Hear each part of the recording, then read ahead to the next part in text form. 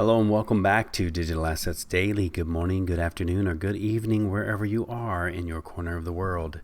Saw an article today I wanted to kind of get into a little bit. It said Ripple's XRP may get serious rival utility settlement coin by UBS. So let's go into that a little bit. We have UBS leads new blockchain settlement coin consortia. An emerging group of financial services firms led by UBS Group is looking to develop a crypto-based settlement to settle cross-border trades.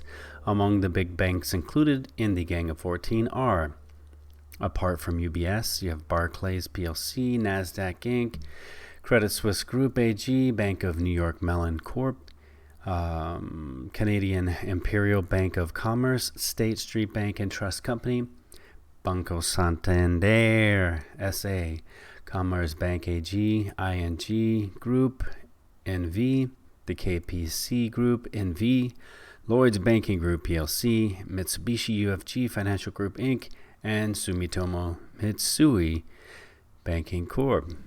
Okay, now that we've gone through those lists, let's go into those a little bit. Credit Suisse, solving the problems of cross-border payments. In a new 135-page report, Credit Suisse offers their research and expertise on blockchain, declaring that it will fundamentally change every aspect of banking and finance in the next 10 years. Furthermore, the report comes to the same conclusion as Ripple on the question of whether these shifts will occur first and have the most significant impact: cross-border payments. A shared ledger system creates significant opportunity for cost-cutting in a number of areas where current processes are slow, cumbersome, and highly frictional. These areas include the processing of trades and securities, trade finance, and also in payments, particularly cross-border payments transactions. Credit Suisse cites Ripple as example tech for banks to cut costs and increase revenues in payments. Using Ripple as an example of a platform that could enable not only cost-cutting, but also increased revenues, Credit Suisse cited McKinsey, affirming cross-border payments as one of the most potentially valuable applications of DLT. Excuse me. So moving from there, we have MasterCard and Barclays invest in Ripple-backed XRP or XRapid project. Don't need to really go too deep into that. The headline pretty much says the article. You have Barclays invested in with Ripple. And would a partnership between Ripple and Nasdaq destabilize Coinbase? Nasdaq lists Ripple's XRP on new Nasdaq website index. Excuse me. Then we have BNY Mellon reinventing payments. So let's go into this a little bit. In a recent report titled Reinventing Payments, in an era of modernization, worldwide banking and financial services corporation BNY Mellon evinces a cautious optimism about DLT. The report points out the challenges in the current payments infrastructure, risk end-to-end cost, timeliness, customer experience, transparency, and managing information every step of the way. BNY Mellon advises collaboration as we reinvent pound payments, with customer expectations driving a need for a fully digital, cost-effective, and real-time customer experience. BNY Mellon gives very familiar advice. Banks, customers, and fintechs alike will be best served by collaboration. Banks can offer legacy advantages of established trust and relationships. Solutions providers can offer banks the ability to compete for customers and cut internal costs.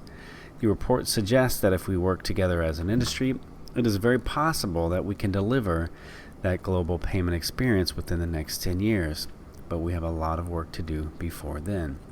Ultimately, BNY Mellon sees the success of DLT being predicated on three basic criteria: network effect, regulatory engagements and standards, network effect naturally requires a greater percentage of participation than any of the up-and-coming networks has now. These consortia and governance groups grow, but none yet boast a truly global reach to rival that of competitors like Visa. Similarly, regulatory engagement will require the creation of rules and guidance to govern market participants as the technology evolves to serve the market. On this subject standards, BNY Mellon points out that Ripple has made a major stride in providing a standard to enable payments across payment networks. The interledger. So here we have BNY Mellon discussing Ripple. 7 leading banks join Ripple's global network. And let's scroll down and see what banks those are. Santander, UniCredit, UBS, Rice Bank, CIBC, National Bank of Abu Dhabi, and the ATB Financial are among the latest banks to adopt Ripple to improve their cross-border payments. Then we have the Erste Group AG. We've been working with Ripple for 2 years.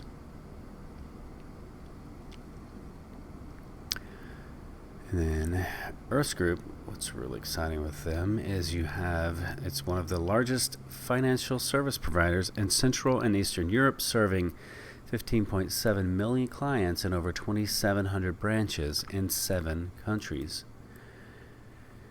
The ING Bank signs a 5-year licensing deal with R3 for access to its blockchain platform, Corda, and the Corda settler connects back to XRP and Ripple. State Street's blockchain strategy big and bold for 2017.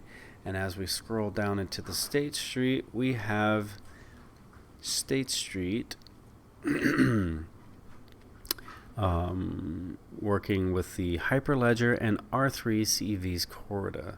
So we back to R3 Corda, which connects back to Ripple and XRP. Now we have Ripple Labs announces Fedor Bank AG as first bank to use the Ripple protocol. I'll go into this just a little bit.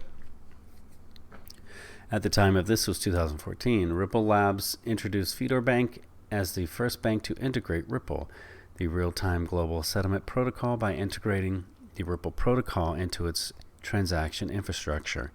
Fedor will also offer customers faster and more affordable money transfer options. The German bank will use its Ripple implementation to power interbank payments with other institutions and intrabank payments between branches.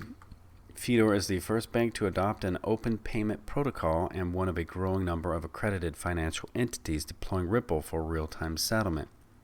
Ripple is changing the rules of the game for financial institutions, enabling real-time settlement in any currency to strengthen customer relationships, positively impact bottom line, said Chris Larson, CEO of Ripple Labs.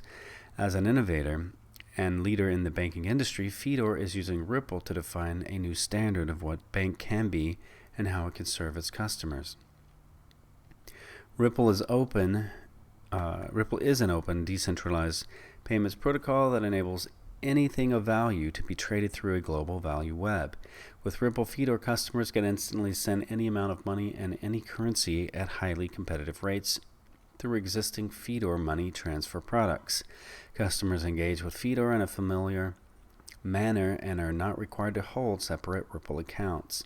Fedor will also use Ripple for intra-bank payments between its German bank and its banks in other countries to lower costs associated with settlement and foreign exchange risk and increase speed for customers and the bank. As more financial institutions adopt Ripple, Fedor will be able to seamlessly transact with those institutions without correspondent bank fees, time delays, or additional integration work. Excuse me.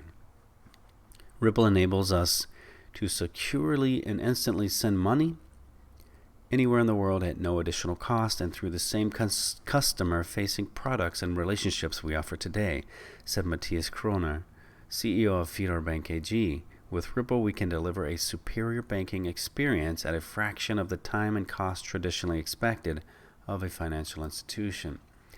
Next, we have how blockchain is changing the banking industry. I want to go into this a little bit also. Let me scroll through this for one moment.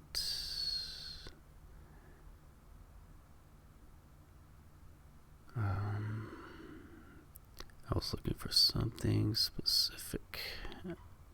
Oh, here. Okay, here we go. Let's see.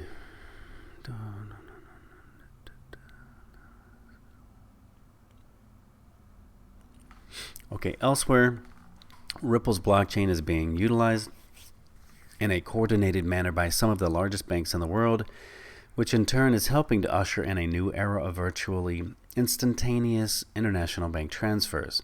Last September, the company launched the Global Payments Steering Group, which is the first interbank blockchain group for global payments, which will enable member banks to facilitate the creation and maintenance of payment transaction rules with formalized standards for money transfers over the Ripple blockchain. Its 6 founding members included some of the world's biggest financial institutions, such as Bank of America Merrill Lynch, Royal Bank of Canada, Banco Santander, UniCredit, Standard Chartered, and Westpac. Since then, many more banks have joined. Banks are also joining up to design a brand new blockchain-based digital currency that they are intending to launch in 2018. 6 of the world's premier lenders, Barclays, Credit Suisse, Canadian Imperial Bank of Commerce, HSBC, MUFG, the Mitsubishi UFJ Financial Group, and State Street, have recently joined a project led by Swiss banking giant UBS. In addition to existing members Deutsche Bank, Banco Santander, Bank of New York Mellon, and NEX, with the goal of creating the utility settlement coin, a digital currency that will be primarily used to quickly clear and settle financial transactions using blockchain. The aim of the project, therefore, is to reduce the time, cost, and capital requirements for the post-trade clearing and settlement process, as well as to improve financial market efficiency. As such, it provides yet another way for back offices of banks to use blockchain to enhance the speed and efficiency of settlement systems with the utility settlement coin, allowing banks to transfer value and assets without having to wait for long periods of times, as it is currently the case with traditional methods. The coins can be converted into fiat currency at central banks and will be stored on the blockchain, which enables them to be quickly swapped for securities that are being traded. Excuse me.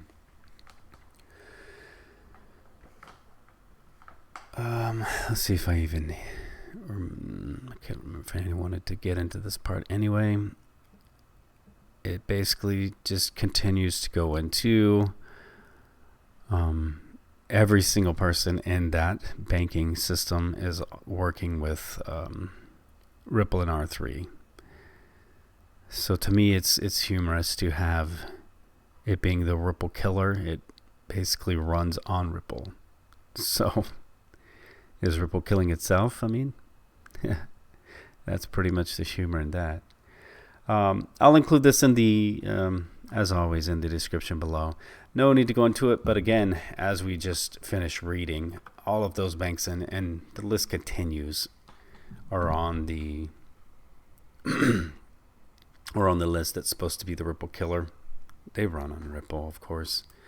Either which way, let's keep going. We have here the list of Ripple partners. As you go through those, you'll find, again, all of those banks here in this list. I'll include it so you can further research yourself. Obviously, this is not the complete list, but again, you still find all of them on there. Credit Suisse, etc. They're all Ripple partners. Keep going, keep scrolling. And it keeps going, keeps going. So then you get into these. You have the remittance, then the foreign exchange, then the crypto exchange, payments providers, software tech, Miscellaneous. Back here you find Deloitte and Accenture again.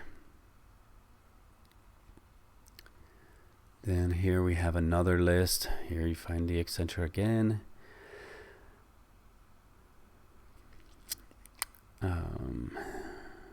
You have your Royal Bank of Canada, Royal Bank of Scotland.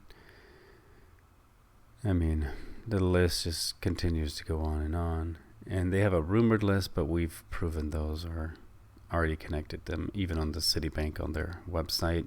Barclays, as we've just read. I mean, the list continues. HSBC, we already know. American Express, we know. Let's keep going. Then we have here on the Deloitte side, I wanted to bring this up because even though we're discussing Ripple, I always said if we connect something back to Stellar, I'm going to include it in any of the XRP Ripple articles. So here we have on the Deloitte payments and remittances, you have Ripple and Stellar. So I believe Stellar is hiding in the background, but I believe it will be pretty enormous. As we scroll down,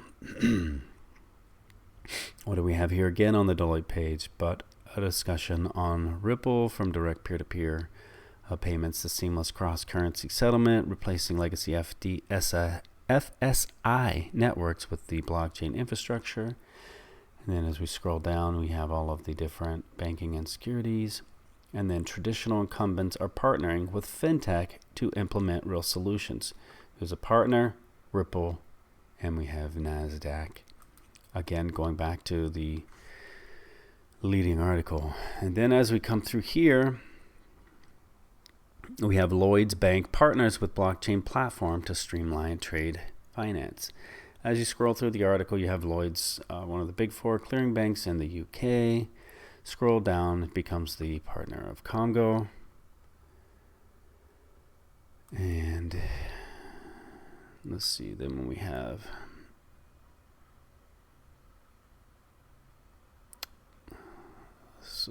we had a strange site here. It's going horizontal instead of vertical. Okay, here's where the connection back. Combo will be, excuse me, pardon me. Let me take a quick sip of coffee.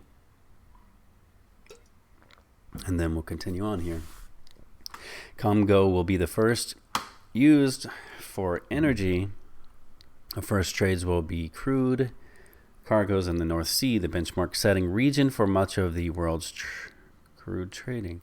Sorry, this horizontal versus vertical website is pretty interesting if you're able to look at your screen. It does not go up and down. It goes side to side, from right to left, left to right. From early next year, Comgo will widen to agriculture and metals. The firm will work alongside VACT, an energy trading platform run by many of the same shareholders in Comgo. The launch of Comgo SA highlights a shared vision for industry innovation and underlines the ongoing commitment among members to build a truly open and more efficient network within commodity trading. Comgo will provide the financing via blockchain for all commodities and can scale itself up to new and emerging commodities. The platform will be developed in partnership with blockchain technology company Consensus. There's a little bit more in here, but again, they're going to partner with Consensus. Then as we get into, meanwhile, a division of PNC, Financial Services Group, will use technology built by startup Ripple to process international payments. The company said on Wednesday a possible precursor to use of blockchain in mainstream finance. The PNC Treasury Management will use Xcurrent, a system developed by Ripple, to speed up the way its U.S. business clients gets paid invoices by overseas buyers, Ripple said. Over the past few years, banks have been ramping up their investments in DLT, an umbrella under which so-called blockchains fall, in the hopes that it can help them streamline some of the most cumbersome processes. Despite the fanfare, a few blockchain systems, have been deployed so far. DLT are databases maintained by a network of computers rather than a centralized authority. Several banks have tested or deployed Xcurrent, which uses bidirectional messaging that can eventually plug them into distributed ledgers, the DLT.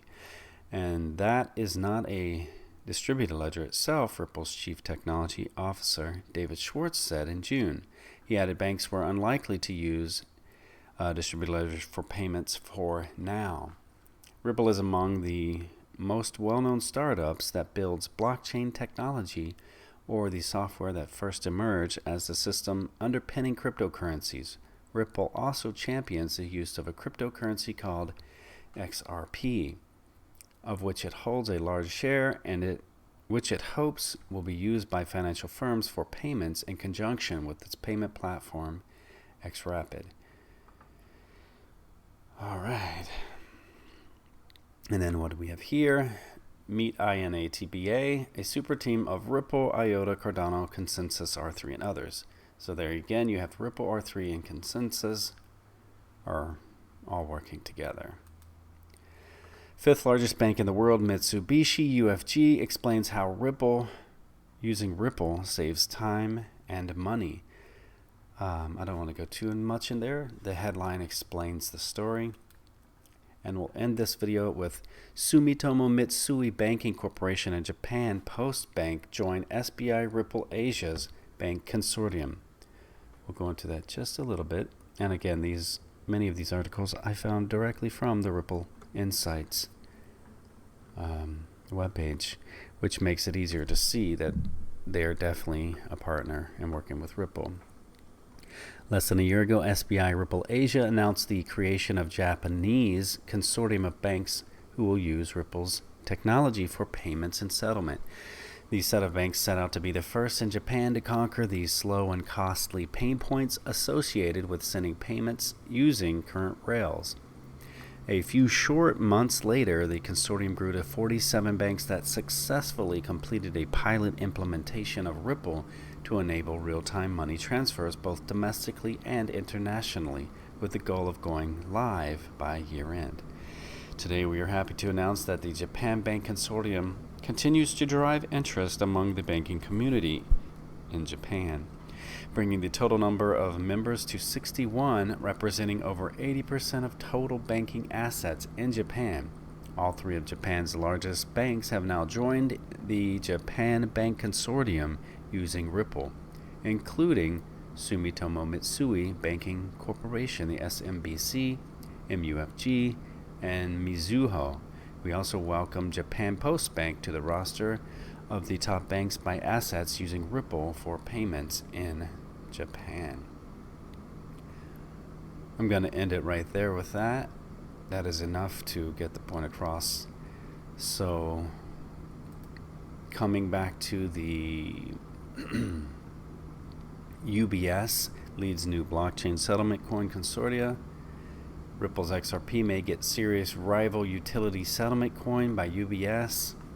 And again, as we've gone through many articles here, showing that these guys are partnered with Ripple. They basically run on Ripple.